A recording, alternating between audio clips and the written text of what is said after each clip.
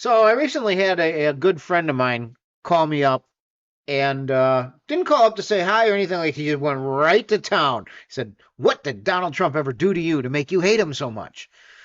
Well, it's what he does. It's the type of person that he is that made me have so many issues with him. But I told him, dude, I cannot answer this on the phone. This is a very topic rich subject, right?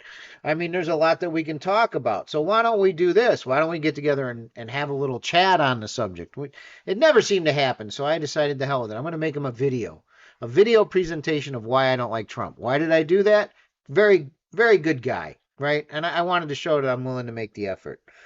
But then he wasn't willing to watch it. He said if I sent it, he's not going to watch it, which, sucked. But why have this video be a total loss? I wondered. I thought, why not just save it? And then I could take this video, post it to my Facebook, and every time somebody, whether they like me or not, is curious as to why I can't stand Donald Trump, I have something that'll point them in the right direction. And this video is it. So here you go. So I still got this thing to do hanging over my head that at one point you asked for. And that was an explanation on why I can't stand Donald Trump. Now, I told you that I can't throw a fragment sentence on a red hat and call it my position on Donald Trump. But I wanted a solution to it. I really wanted to get you the explanation, but I didn't want to write you a fucking essay. I mean, how kind of friend would that be to give you an essay and say, read it, there's my position? So the solution I came up with was to memorialize my position so that you can review it at your convenience whenever you have time. And I could do that on video. I'm a real conservative, and I believe that Trump was and continues to be the absolute biggest threat to conservatism in America, even more so than the Democrats. And the reason is he's gone to the home of conservatives and he's purged them from it. There aren't conservatives in the GOP anymore. Now, in order to be in the GOP, you have to be all Trump all the time. It's a goddamn cult there. I mean, trying to tell a MAGA cult member that Donald Trump isn't a real conservative, it's like trying to tell a Scientologist that L. Ron Hubbard was just a mortal man. No, that's a lie. So you told me that Trump ran because he took a look around and hated what he was seeing that government was doing to the country. And he just didn't think that Hillary was going to do anything but make things even worse, right? So that's why he had to run. He had to run to keep Hillary out of office because he couldn't stand her, right? Well, first of all, I know her very well, and I know her husband very well, and I like them both. And they are, just really terrific people. I like them both very much, but I think you'll be looking at the record of Hillary Clinton and how did she do as Secretary of State, probably above and beyond everybody else. So did you catch that? Here's this guy that was supposedly so worried about Hillary taking control and her messing everything up. He's praising her. He's saying that she's done a job above and beyond everybody else. Can you think of a real conservative that would say Hillary Clinton did a job above and beyond everybody else as Secretary of State? I don't think so.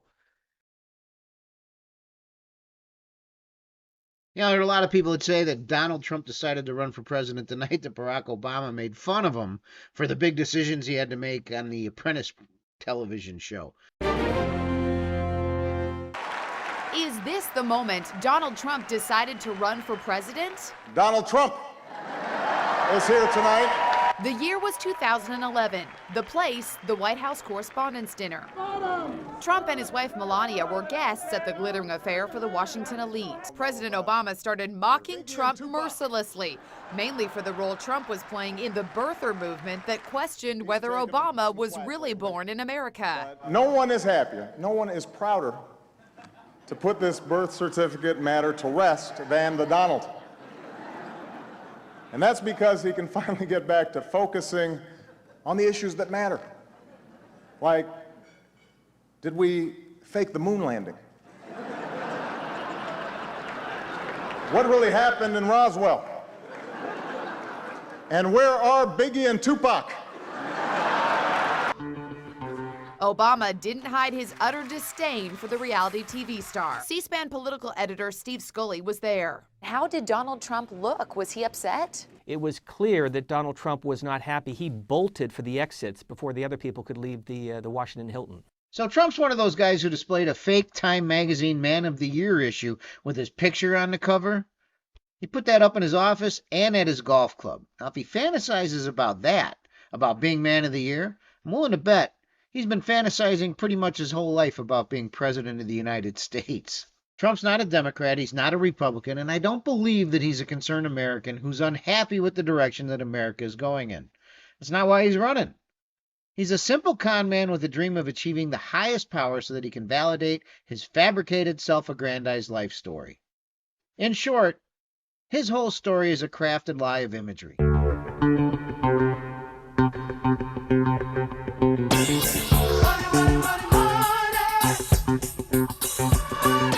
Let me ask you, when you watch this intro to The Apprentice, did it project a feeling of failure in him, like a man who's been to the federal bankruptcy court 6 times?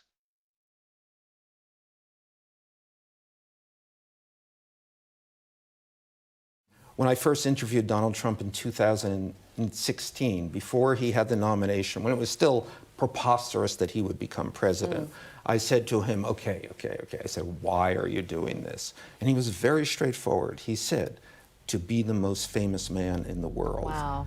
I'm very consistent. I'm a very stable genius. Somebody had to do it. I am the chosen one. Barry, the leading authority on China, he was on a good show, I won't mention the name of the show, recently, and he was saying that China has total respect for Donald Trump and for Donald Trump's very, very large brain.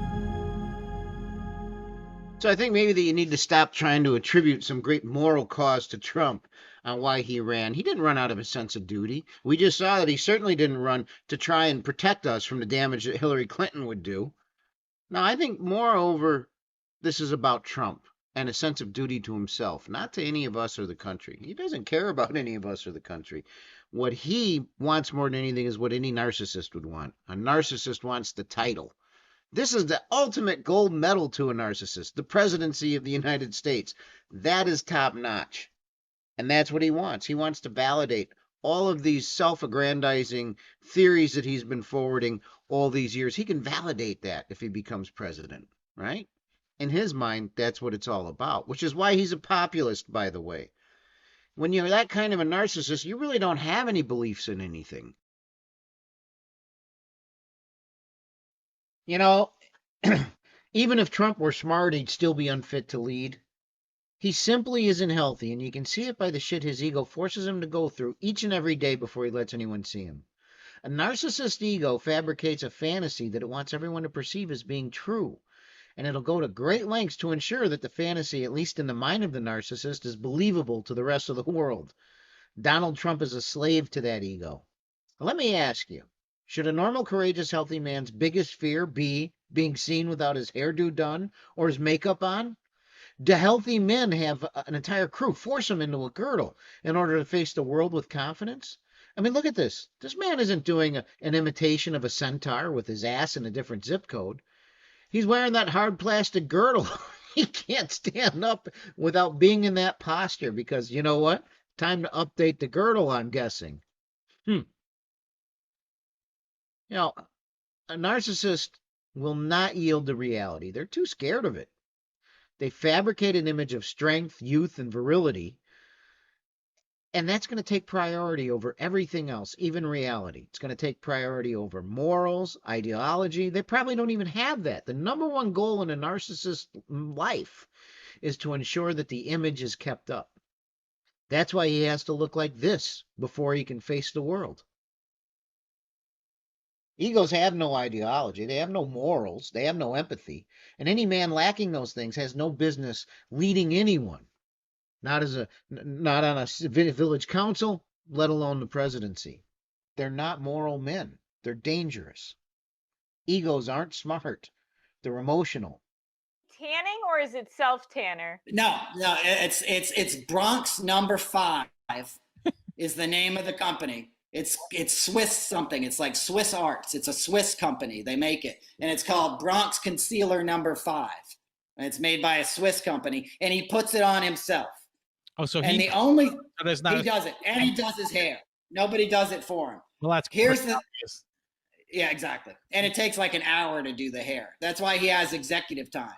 He wakes up in the morning. He doesn't get to the Oval Office till noon. Waking up slowly. He's tweeting. He's watching Fox News. And then he's putting on the stuff. He's doing the hair. It takes an hour. And then they strap him into the girdle. He can't do the girdle himself. So wait, they help him into it? Yeah, and that's how I saw it because I walked by a room and they were lacing up the back. And it's hard. It's a hard plastic thing. It's like fucking Frankenstein. You know, it would be one thing if all of this was just an issue of vanity, but at its core, this isn't vanity. This is malignant narcissism. You can compare the two. Vanity's like a little mouse. Malignant narcissism's a big giant tiger. And the scary thing is, it's a worried tiger. It's a scared, fearful tiger. And those do a lot more damage than a brave tiger. A brave tiger comes along, deals with reality, and moves on. Reality's over for the while. But with a fearful, malignant narcissist, it never ends. They're always trying to suppress reality. And they're often doing it to avoid something like being seen as a loser or of having lost at something. You got to ask yourself, how many times has this man Trump pushed a false reality to cover up for the fact that he lost? Even today, he still can't accept the reality that the Apprentice TV show lost to The Amazing Race. Yeah, he claims that The Amazing Race got an Emmy because of fraud, right? Who didn't see that one coming? This particular guy went on to lose to Ted Cruz in Iowa. Again, he claimed fraud. And when Donald Trump lost to Joe Biden, he claimed fraud. See, a malignant narcissist doesn't give a shit what the cost is to the nation in stability or money by generating these false accusations. Trump doesn't care about the risk that he's bringing to democracy by casting doubts in the right of us all to vote. Worse still, people died because of his false claims. 2 people at least would be alive today had Trump not convinced his hordes that he really won and that they all needed to go to the Capitol and stop Congress from certifying the election. What else are we going to go through to maintain this man's lies? Add to that a blizzard of tweets over the years slamming the Emmys, including this one in 2012. The Emmys are all politics. The Apprentice never won, even though it should have. Ted Cruz didn't win Iowa, Trump tweeted. He stole it, adding either a new election should take place or Cruz results nullified. This comes as Donald Trump sends out a series of tweets alleging that Ted Cruz won the Iowa caucuses by committing fraud. Donald Trump is alleging that Ted Cruz won the Iowa caucus by committing fraud. He tweeted, "Ted Cruz didn't win Iowa, he stole it. That is why all of the polls were so wrong and why he got far more votes than anticipated." Back. This is a fraud on the American public. This is an embarrassment to our country. We were getting ready to win this election. Frankly, we did win this election. We did win this election. You're going to find tremendous fraud. You're going to find fraud of hundreds of thousands of votes per state. But no one has found widespread fraud of any kind, not even President Trump's On lawyers. Friday, Mr. Trump suffered yet another legal setback when 3 Republican-appointed judges offered a stinging rebuke to his campaign's push to challenge the results in Pennsylvania. How could anybody expect Donald Trump to be okay with losing the presidential election when he's still holding on the losses to The Amazing Race after all these years? Should have gotten it. I can hear the Republican Trump cult whining in deep unison, like the low rumble of distant thunder of an approaching summertime storm. Ben, you're not a psychiatrist. Where do you get off trying to call Trump a narcissist? Well, I mean, it's not that hard to do unless you're in the Trump cult. If you're in the Trump cult, you got to follow orders, right? And the knee-jerk reaction is going to be to say something stupid like that. Like, Ben, who are you? What are your qualifications? Well, I'm not a veterinarian, but I don't think I have to be a veterinarian to see a cow standing all alone in a field, right? But that's all right. If you need a little bit more, we'll give you a little bit more. Hello, everyone. This is Donald Trump. Hopefully your favorite president of all time, better than Lincoln, better than Washington. No fucking way. Did he just say that? Let's check this one out.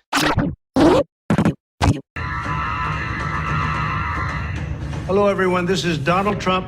Hopefully your favorite president of all time, better than Lincoln, better than Washington, with an important announcement to make. I'm doing my first official Donald J. Trump NFT collection right here and right now. They're called Trump Digital Trading Cards. These cards feature some of the really incredible artwork pertaining to my life and my career. The very fact that this guy has the audacity to say that, not only compare himself to Lincoln, but he says he's a better president than Lincoln, better than Washington. But I mean, either one of them, but especially Lincoln. How in the hell could this guy? Now, what he does, he actually wants people to agree with him. He's looking for that. He's fishing for the compliment. And then he's going to actually start to believe it in time. That's what these sick human beings do. Maybe that's what's been going on behind the scenes the whole time. And now he feels confident enough to say that he's better than Lincoln. Well, you know, it leaves me speechless. And by the way, what a fucked up ad. Look at the pictures. Who the hell is that in the artist's rendering of him, right? All right, enough of that. We won't even dip in the NFT cards right now. Let's just find a way to demonstrate the difference between Abraham Lincoln and Donald fucking Trump. And am I showing my bias? I am, because it's just so... Anybody that's going to say that this man is sane after he said that, well, let's just do something else. I said I was speechless. Let's look to some speeches. Let's play a campaign speech from Trump, and then let's play one from Lincoln. Let's see how that plays out. Let's see who the better man really is. Let's see who the thinker is. Let's see who's capable of analytical thought. Let's see who reaches inside of our psyche to try and introduce us to our better angels. This is the most dangerous time in the history of our country, and Joe Biden is leading us into oblivion. With you at my side, we will demolish the deep state. We will expel the warmongers. We had a Republican Party that was ruled by freaks, neocons, globalists, open border zealots, and fools. But we are never going back to the party of Paul Ryan, Karl Rove, and Jeb Bush. In 2016, I declared, I am your voice. Today, I add, I am your warrior. I am your justice. And for those who have been wronged and betrayed, I am your retribution. I am your retribution. Whence shall we expect the approach of danger? Shall some transatlantic giant step the earth and crush us at a blow? Never.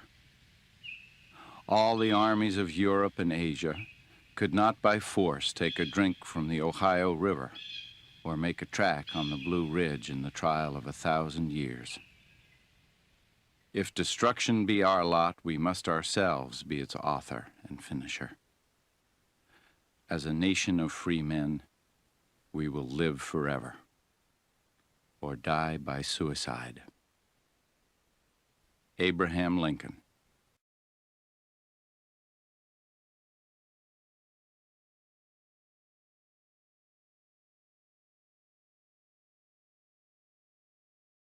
And I will tell you, I left Texas, and I left Florida, and I left Louisiana, and I went to Puerto Rico, and I met with the president of the Virgin Islands.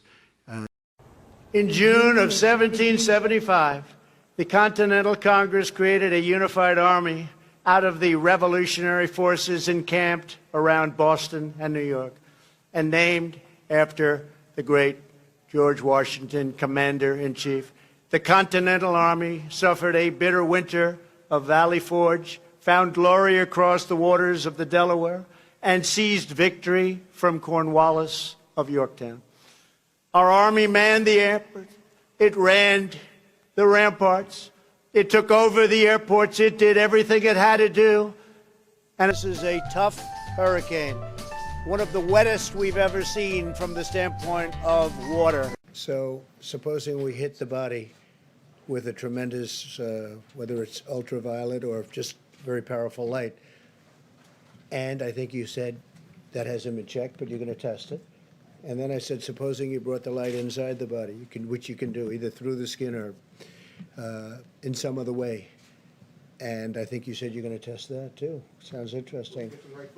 Right, and then I see the disinfectant where it knocks it out in a minute, 1 minute.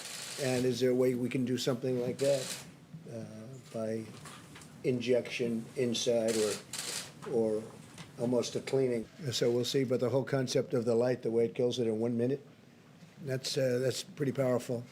I would like you to speak to the medical doctors to see if there's any way that you can apply light and heat to cure.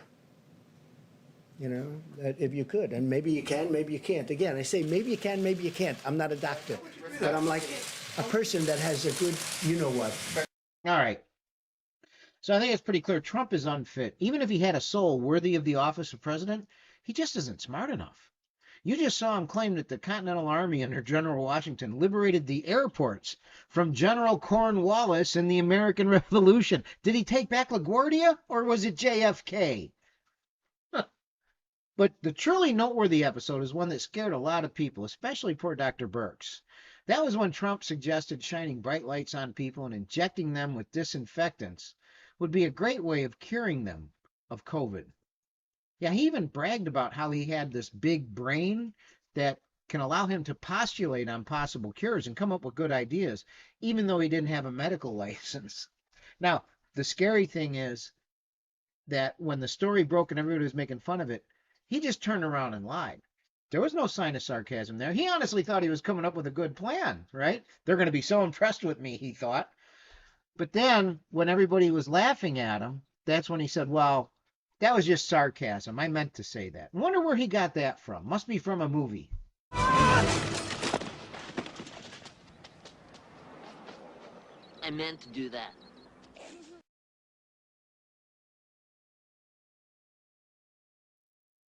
So the worst part of 2016 was that a previous liberal president had set America slouching towards socialism. And what the GOP and the country needed most was a conservative as president. But this election year, the GOP had as its nominee a New York liberal, who ironically would come to call anyone that refused to bow down to him a rhino, a Republican in name only. See, before Trump, a Republican was usually a conservative. And if they weren't conservative, then they'd be called a rhino. So prior to Donald Trump gaining momentum in the Republican primary, Republicans were still mostly conservative. And before Trump started gaining popularity, Republicans were calling for one thing when it came to Obamacare. It's flat out repeal. We knew what it was. Conservatives can't stand the idea of taking money away from somebody who earned it and giving it to someone that didn't even try. But that's what Obamacare basically did. If you were responsible and you went out and you bought good insurance for you and your family, if the government deemed that insurance was too good, they'd put a tax on it. And then they'd tax you for that good coverage you have. And they would go and give it to somebody that never tried to earn a dollar or buy insurance. I mean, there was absolutely no requirement for it anyways. Well, when Donald Trump started gaining momentum, he changed it. All of a sudden, everything changed from repeal to repeal and replace. And when he became president, I might add, he was going to the left of even Democrats. He wanted to expand Obamacare. And check it out. It's right here in his own tweets.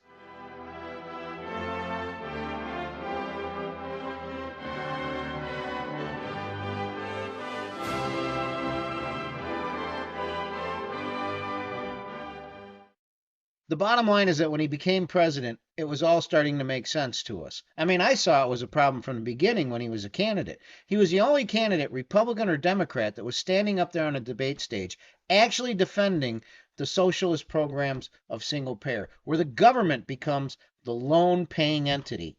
That gives them a lot of power, an immense amount of power, and they never, ever improve the benefits in a situation like that. What they do is they lower it for everybody to a common denominator. Suffice it to say, it was Donald Trump that was pushing single payer, or at least promoting it. Now, 15 years ago, you called yourself a liberal on health care. You were for a single payer system, a Canadian-style system. Why were you for that then, and why aren't you for it now? As far as single payer, it works in Canada. It works incredibly well in Scotland. That's a rhino, my friends.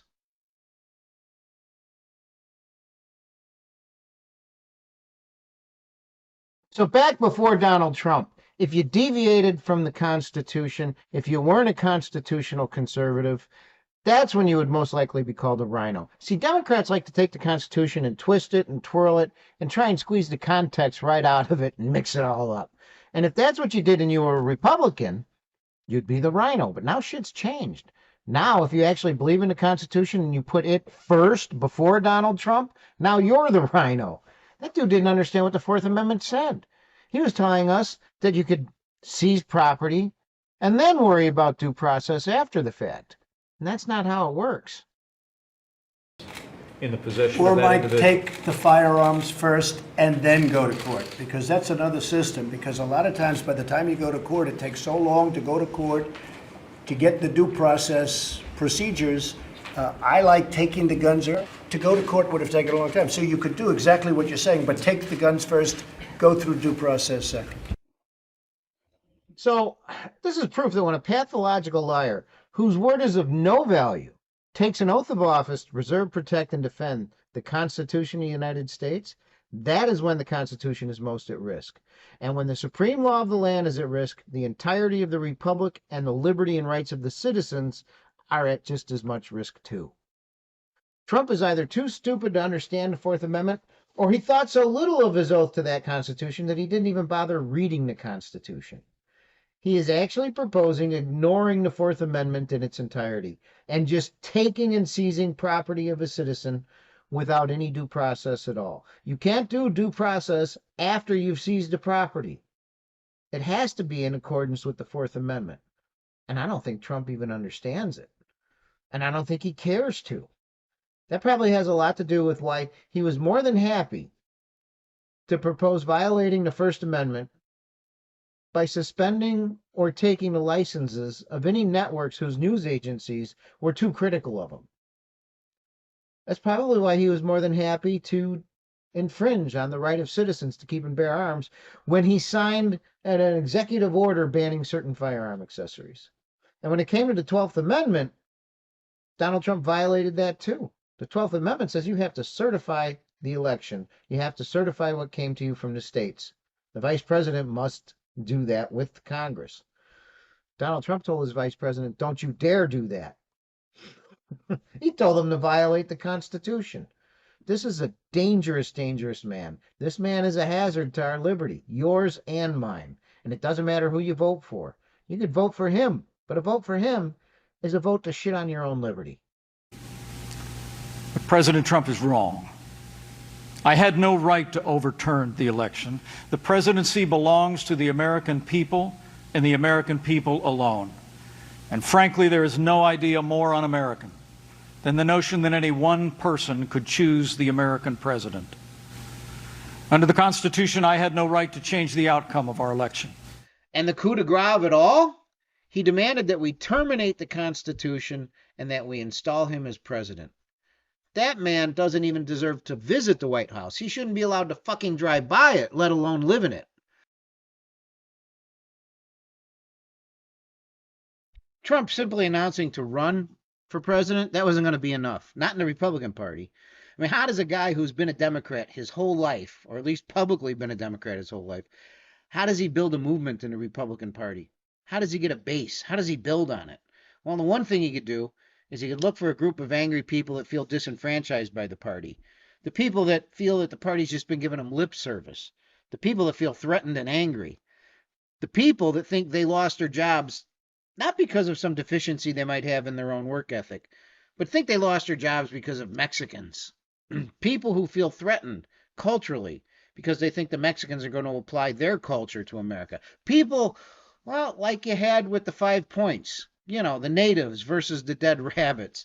Those people are angry. And if Trump can convince them that he's angry too, he's got himself a complete base. When Mexico sends its people, they're not sending their best. They're not sending you. They're not sending you. They're sending people that have lots of problems, and they're bringing those problems with us. They're bringing drugs. They're bringing crime. They're rapists. Did you believe him? A lot of people did. And the reason they believed him is people drop their skepticism when they hear what they want to hear, especially if you have a speaker, a populist no less, that's trying to work the crowd. He knows that if he could appear as angry as the people in the audience, he's got them. They're not going to second guess him. They're not going to Google Trump and illegal aliens. Because if they did, here's what they'd find out.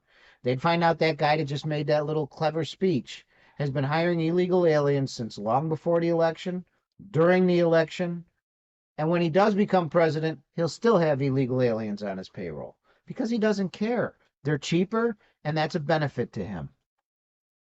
So, let me ask you again, did you believe him? When Mexico sends its people, they're not sending their best. They're not sending you. They're not sending you. They're sending people that have lots of problems, and they're bringing those problems with us. They're bringing drugs, they're bringing crime, they're rapists. So there's absolutely one way that you could tell this guy was full of shit. Number one, on the very first day in office, he could have started building that wall. Of course, right now people are saying, well, Ben, he's just the president. He can't do it by executive order, really. He's got to have Congress approve it. Yeah, right. He had a Congress that was firmly in control by Republicans in the House and the Senate. And they were terrified of Trump. They were scared to death of the single tweet by Trump. Because, hey, they could not only get primaried, but their poll numbers could drop. So could all of their donation resources. So they would give Donald Trump exactly what he wanted. And if he wanted money for a wall, he'd get it. If Congress said, Mr. President, we need you to approve a rise in the debt ceiling, he'd say, fine, but I want my money for the wall. He probably wouldn't even wait for that. If he really wanted the wall, he'd have done it right out of the gate. But if he did that, he would lose the opportunity to carry that entire issue with him in the next election, right? Because once he gives them their wall, it's over. You can't give them their wall. That's what helped build that base. So what Trump's going to do is he's going to wait to ask for a wall or ask for funding for a wall until Democrats are in power. Because it's already showing in the polls. Looks like Nancy's going to be back with her friends. And there's no way Nancy's going to approve money for a wall. It's not the Democrats' shtick. Their shtick is to be against it. Me, personally, yeah, I think we need a wall, but this isn't about needing a wall. This is about Donald Trump needing an issue. And he wanted that issue for the next election. So he never asked Paul Ryan from the House, Speaker of the House, for money for his wall. He didn't ask Mitch McConnell for it in the Senate. He waited till Nancy Pelosi would be in office because he knew she would say no. And Trump could look like the warrior for a wall again. Don't believe me? Ask Ann Coulter. I will build a great, great wall, and I will have Mexico pay for that wall. Mark my words. This is like the wall. Believe me, we're going to build a wall. Mexico's going to pay. I view that as absolutely Mexico is paying for the wall. I would say Mexico's going to pay for it. Obviously, I never said this, and I never meant they're going to write out a check.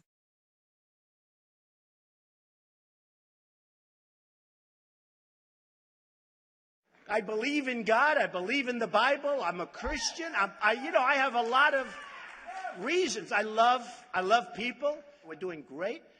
In fact, with evangelicals in Iowa, it just came out. I'm number one at 29, substantially ahead of anyone else. I'm happy about that. All right, so first let me just say that I don't care if you're a Buddhist, a Hindu, a Christian, or even an atheist, just so long as you're the type of person who's proud of your good word, so much so that you're going to tell the truth when you pledge the oath of office to the Constitution. And if you could do that, I'm okay with you as a candidate for president. If, however, you lie and claim to make religion the center of your life, and it's not, because you're really just saying that to get the tacit approval of the Christian right, which you're going to need in order to win a Republican nomination. If you're pandering to these people, telling them stuff that isn't true, then you're just a scumbag. There's no two ways around it.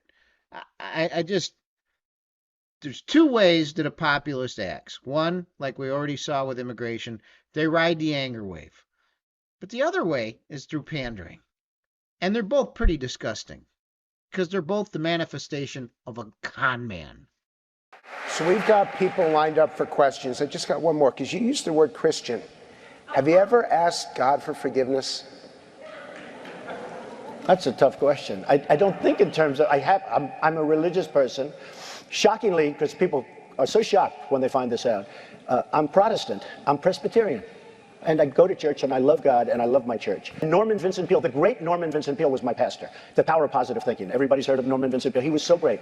He would give a sermon, you never wanted to leave. Sometimes we have sermons, and every once in a while we think about leaving a little early, right, even though we're Christian. Dr. Norman Vincent Peale Frank would give a sermon. I'm telling you, I still remember his sermons. It was unbelievable. And what he would do is he'd bring real-life situations, modern-day situations, into the sermon.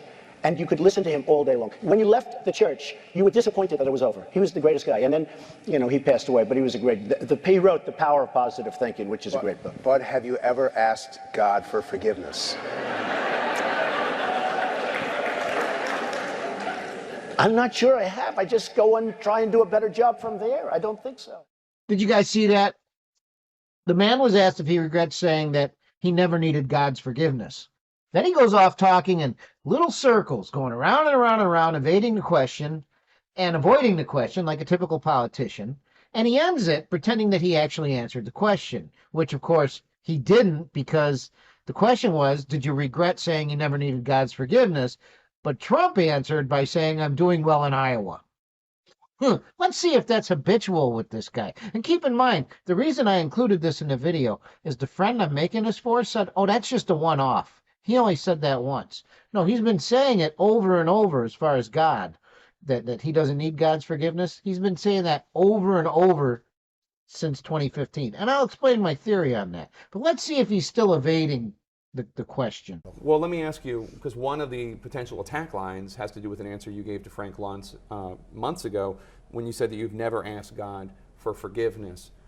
Do you regret making that remark? No, I have great relationship with God. I have great relationship with the evangelicals. In fact, nationwide, I'm up by a lot. I'm leading everybody.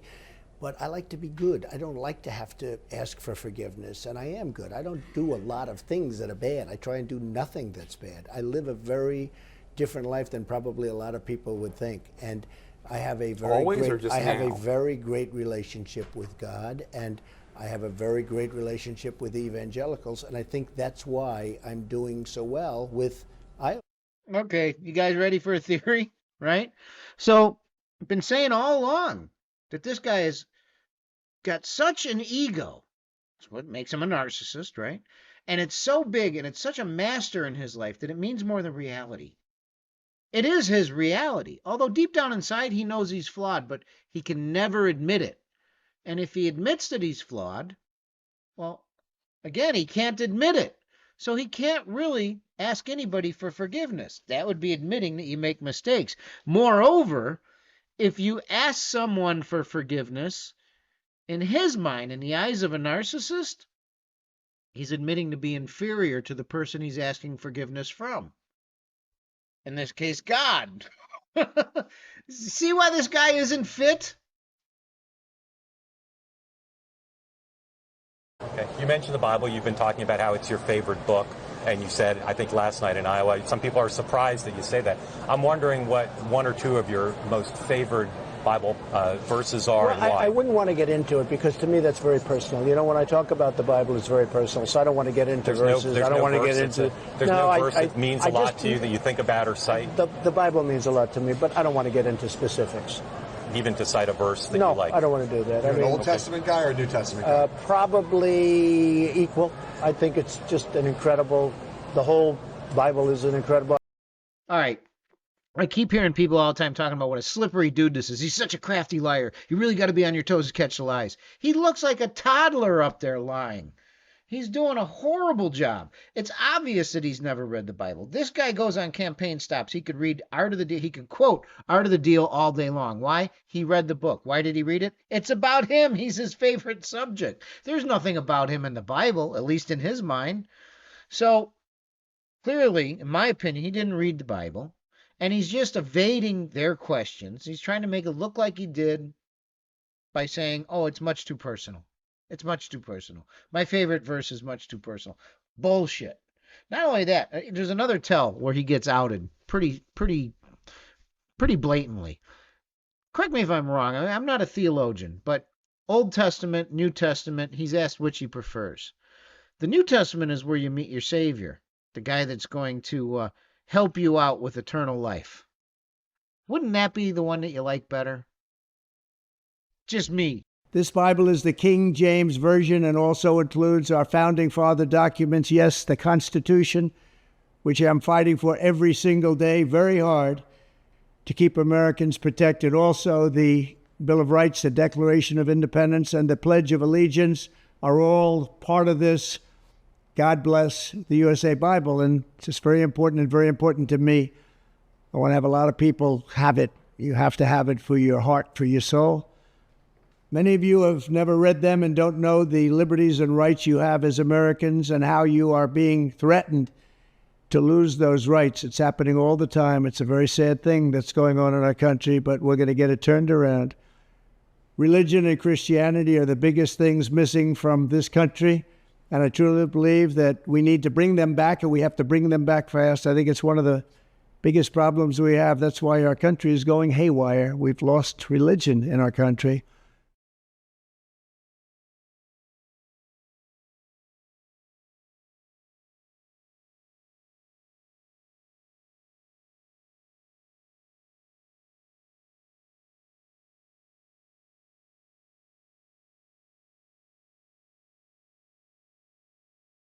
So this next story's been around for a while, but in light of the things that have been coming out and the trials of Donald Trump and the courtroom testimony of Donald Trump and other allegations about Donald Trump, this story is becoming more and more credible. And this particular story is about Donald Trump raping his wife, beating his wife, pulling handfuls of hair out of her head. And apparently it all came to light by virtue of an author that was trying to write a book, or did write a book, called The Last Tycoon. And Harry Hurt III, I guess his name was. And he came across this document. And in it, Ivana Trump alleges that Donald was in great pain because of his scalp reduction surgery, and he was blaming her for the pain because she suggested the surgeon. So in Trump's mind, Donald's mind, that suddenly became her fault, and he was going to take it out on her. So he beats her, he pulls handfuls of hair out of her head, and then he rapes her. Now, the disgusting thing here, I mean, it's all disgusting, but the worst thing about it is thinking of a man actually getting a hard-on from beating a woman and pulling handfuls of hair out of her head. Now, when the story first came out, you know, Ivana kind of walked it back a little, but she didn't do that under oath. There's a story she gave under oath, and then there's a story she was giving probably to just avoid Donald's wrath, right? She can't talk about it. If she talks about it, even with the press, even if she tells the truth, she can get sued because I'm sure she signed a non-disclosure agreement. So she just wants it to go away. Trump has a lot of influence with her 3 kids.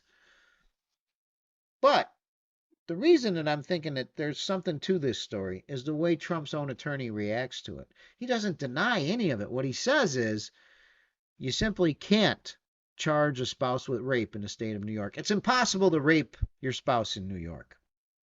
So he's playing a little legalese there, but he's not flat out denying it. In addition to that, it comes out recently that now they're on tape, Trump and his lawyer, and they're talking about how the New York Times is trying to bring the story back to light and how they're suing in order to unseal the documents. But they're talking about how they're going to make sure, you know, the woman doesn't want to do it. And I think the woman they're talking about is Ivana. So we got served from the New York Times. I told you this regarding to unseal the divorce papers with Ivana. We're fighting it.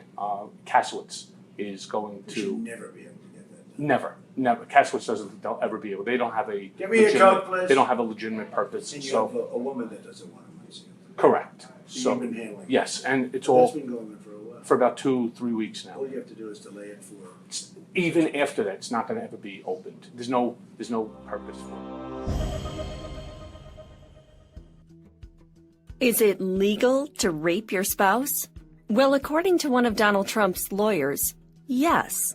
Michael Cohen made the outrageous remark while defending Trump from a decades-old allegation that he once forced himself upon his then-wife, Ivana. In an interview with the Daily Beast, Cohen said Trump never raped anybody, insisting that you cannot rape your spouse, and there's very clear case law. This comes after the Daily Beast reporters were asking Cohen about an allegation in which Ivana Trump once used the word rape in the 1993 book, The Last Tycoon, The Many Lives of Donald J. Trump. where she admitted there had been an ugly night between her and her husband. So in the interview, Cohen said he had read the relevant pages and said the word rape was used in a misleading way. And Ivana said she referred to the incident as a rape, but she does not want her words to be interpreted in a literal or criminal sense.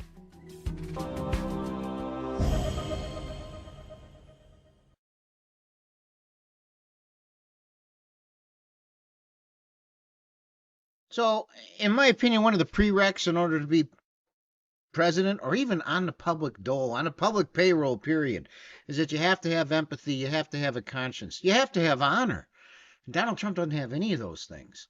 We've already looked at some of the things I brought up in the past to show that, but it's all there. The story keeps getting bigger, right?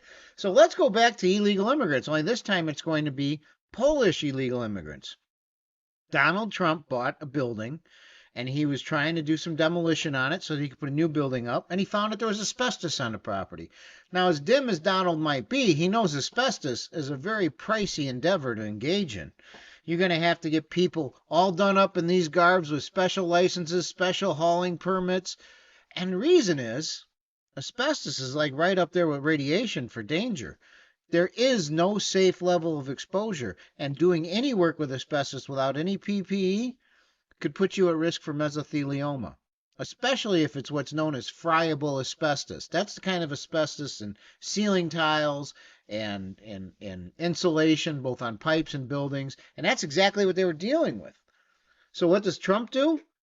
It's going to be big-time money, so he decides he's going to get one of his contractors, a window cleaning contractor, to start a demolition business, right? And he starts putting Polish immigrants with rakes, brooms, shovels up into these buildings to tear down asbestos with pitchforks in their bare hands, and they're brooming it up. They're creating all this dust. No PPE, no protective clothing, no masks, no gloves, no hard hats, no nothing. Because he's got them going in there at night. He has them going in there at night so nobody sees them, right? So nobody sees him removing asbestos. Somebody might tell him what they are. He didn't even tell these poor Polish guys that they're dealing with asbestos. They don't know what it is. To them, it's just insulation, right? The building of Trump Tower was the true art of the deal. Saving money was the key. Chapter 1. Hire the cheapest demolition contractor you can find, even though he has little experience. Chapter 2. Don't tell anyone that the building contains asbestos. The reason? Asbestos is costly to remove and dispose of. Trump says he isn't legally responsible. The law says he is. Trump hired William Kosicki, whose principal business was window washing. Kosicki in turn hired what became known as the Polish Brigade, more than 200 immigrants with no working papers who were paid one-third the union rate and worked under difficult conditions. They were sleeping in the building. They had no protective equipment. All the OSHA requirements were being ignored. They had no masks. They had no gloves. They were stripping wires with their bare hands, hot electrical wires. So here you are. You got these guys that are working pretty damn hard on this job. They're scabs. They're sneaking them in at night to get around the union people and to hide the fact that what they're doing is highly illegal, which is removing asbestos. Now, these guys eventually get stiffed. So they're not even getting paid the one-third union wage that they're supposed to get. Trump decides the hell with it. Where are they going to go? They're going to go to the cops? They're illegals, right? With the danger that was involved in working there, because all the wires, a lot of construction, it was covered with asbestos. Now, the heartless part comes in because Trump has these guys working with no protection, no Tyvek suits, no respirators, no masks, no gloves, no nothing. They're working in jeans and T-shirts with pitchforks and brooms. And what's worse is they're bringing this stuff home to their wife and kids. That comes off the clothes, and you get little fibers going into the lungs. They never come out. And those fibers in the lungs, even a very few of them, can potentially cause lung cancer, mesothelioma. Yeah, and then, again, these guys don't get paid. Chapter 6. Threaten the lawyer that the Polish illegals hire after your cheap contractor defaults on paying them. Make sure that the threats aren't traceable in case the guy isn't scared off. Mr. Barron had told me in the one telephone conversation that I had with him that Donald Trump was upset because I was ruining his credit reputation by filing the mechanics liens, and that Mr. Trump was thinking of filing a personal lawsuit against me for $100 million for defaming his reputation. It turned out that Mr. Barron was Donald Trump's favorite alias. When this was revealed, Trump said, "What of it? Ernest Hemingway used the pen name, didn't he?"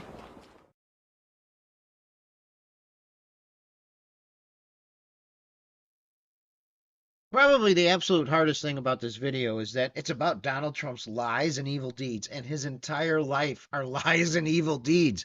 How do I keep this from becoming a miniseries? How do I keep this from becoming a maxi series? I mean, and the amazing thing is that it's such a topic-rich environment when we're talking about his lies and evil deeds. But so many of you are walking around thinking, no, Ben, he's a great businessman, and he loves vets, he appreciates their service, and he always likes to put kids before himself. Bullshit. Why do you guys think that? I bet you I have an idea. It's because you, instead of doing research for yourself, are plopped on your couch watching a certain network that had to pay out $747 million. Why? For lying to you.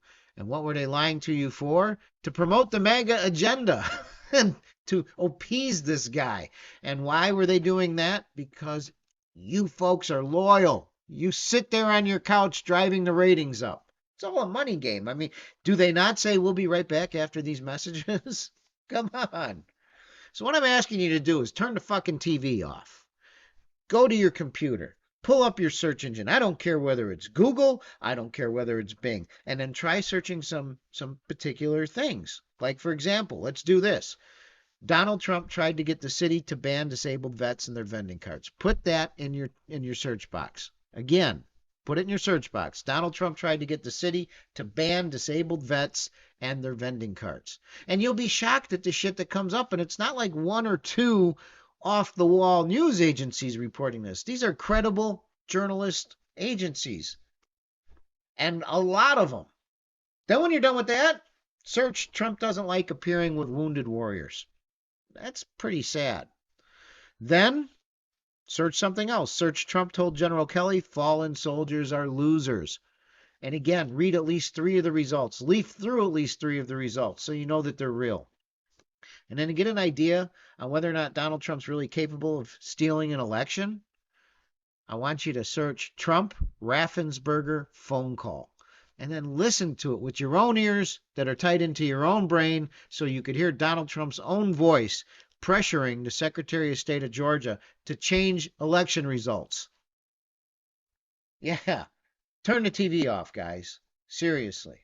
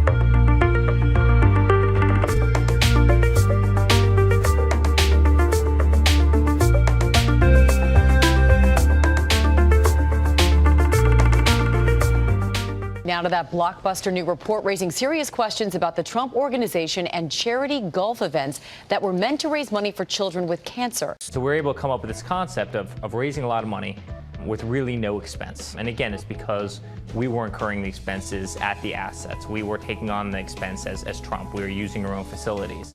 So what kind of father, what kind of man gets pissed off at his son because his son didn't think to skim off of the hundreds of thousands of dollars that his charity event raised to help treat kids with cancer? You know, as a general rule, I think the Trump kids are kind of creepy. Eric fits into that category, in my opinion, too. But on this, Eric's heart was in the right place. He was proud. He was proud that he raised that money, and he was proud that his family wasn't charging for the goods and services as well as the facilities at the golf clubs and golf resorts that were throwing these events. But when the old man found out, he got all pissed off. He got disappointed in his kid.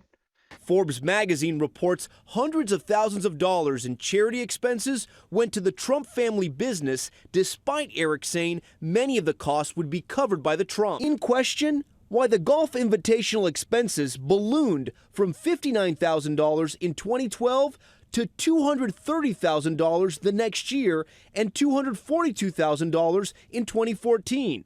Forbes says problems started with the charity when Donald Trump allegedly demanded the foundation be charged for using the facilities. Donald came in and said, you know what, we're going to start billing you guys. Even though this is a charity event, even though this is for Kids for Cancer, we want you guys to pay.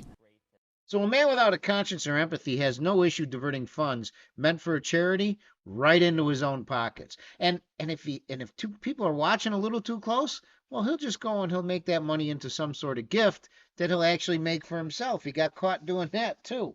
So even though this was called the Donald J. Trump Foundation, the money was supposedly set aside for independent use for charitable purposes. What Trump did was take the money and use it to buy things that helped him. So in one case, he spent $10,000 out of his charity to buy a large portrait of himself.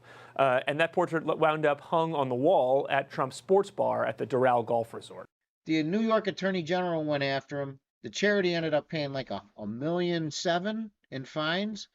And then the state of New York, the court ordered, shut that charity down. If a man can't be trusted to run a charity, he's got no business being in public office. He's a con man. He's a simple con man.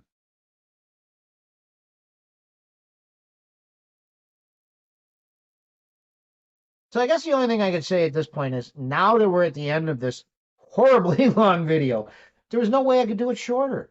There are so many qualities that are there for everyone to see that show that this man isn't capable of being president. Quite frankly, he's not a conservative. He's not a Republican. He's built a cult out of the Republican Party. Any MAGA members, any Republicans that are watching this video right now are pointing at me and accusing me, I'm sure, of being a liberal, but I haven't espoused any liberalism out of this. In fact, your credentials, you calling me a liberal, means jack shit. You got no credentials with me, Republicans. Not when it comes to conservatism. You guys have purged that from your party. And I will tell you, I'll give you a refresher course. A conservative is someone that believes that all souls are born with certain inalienable rights, and that those individual rights are more important than the wants and wishes of any particular government. And knowing full well that the nature of government is to infringe on those rights, American conservatives came up with this wonderful idea of having a constitution. Not a man, not a party, but a document that says the same thing every day to everybody with no changes. It doesn't look at polls. It doesn't worry about shit like that. And what it does is it keeps governments in check. It limits governments from infringing on our rights. Donald Trump doesn't do that. We heard him.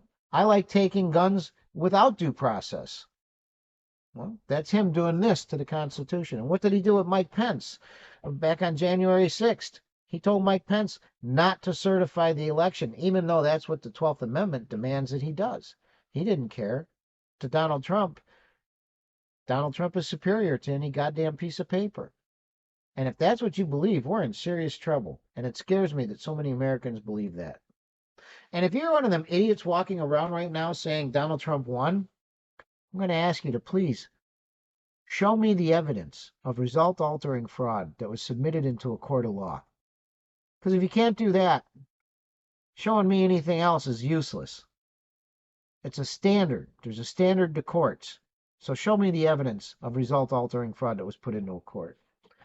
Based on that, all I can tell you is that this current election, it isn't between a Republican and a Democrat. It's between a fascist and a Democrat. And I've got a choice. Sleepy Joe Biden or a clown with a flamethrower. I think I'm going to go with the older guy.